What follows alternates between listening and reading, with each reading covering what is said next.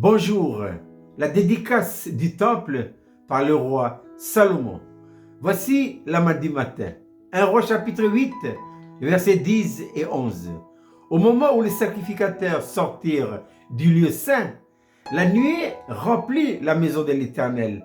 Les sacrificateurs ne purent pas y rester pour faire le service. Et pourquoi? À cause de la nuée, car la gloire de l'Éternel remplissait la maison de l'Éternel.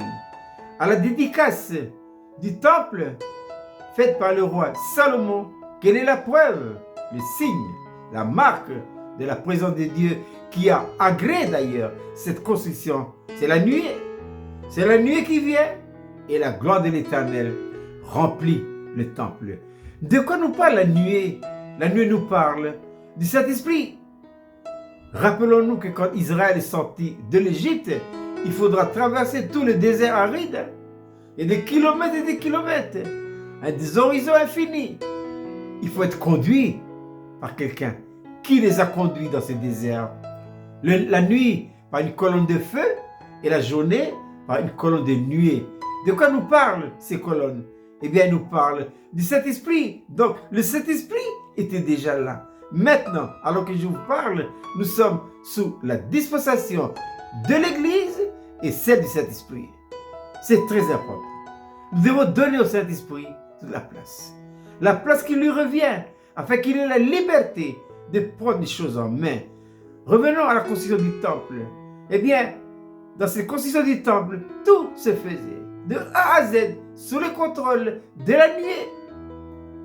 Et c'est la marque que tout a été fait selon son contrôle à lui, c'est que le jour de la dédicace et la gloire de l'Éternel remplissait le temple. Et tout le monde doit sortir. Personne ne doit rester dans le temple.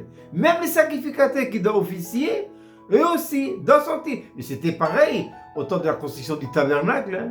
Et la gloire de l'Éternel remplissait le temple comme le tabernacle. Mais je souligne que la gloire n'est jamais au début. La gloire est toujours à la fin. C'est la preuve que tout a été fait selon la pensée arrêtée de celui qui est assis sur le trône. Maintenant, de quoi nous parle la gloire? La gloire nous parle de la nature de Dieu. Et la nature de Dieu nous parle de son caractère et de sa mentalité. Caractère, façon d'agir et de réagir. Mentalité, façon de penser. C'est pourquoi l'apôtre Paul dira dans sa lettre aux Philippiens, ayez en vous les sentiments, les pensées qui étaient dans Jésus-Christ.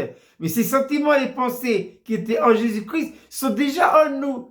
Qui a amené ça en nous? Par le Saint-Esprit. Quand? Le jour de notre nouvelle naissance. Mais qu'est-ce que la nouvelle naissance? La nouvelle naissance, c'est l'introduction en soi d'une seconde vie.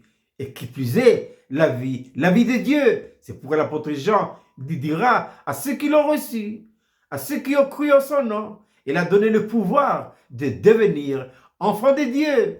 Et Jésus dira à Nicodème, dans Jean chapitre 3, Jésus dit, en vérité, je te le dis Nicodème, si quelqu'un ne naît de nouveau, il ne peut voir le royaume de Dieu. Par la nouvelle naissance, le Saint-Esprit vient en nous. C'est lui le garant de notre héritage. Je répète cette belle petite manne pour ce matin, la dédicace du temple par le roi Salomon. 1 Roi 8, 10 et 11.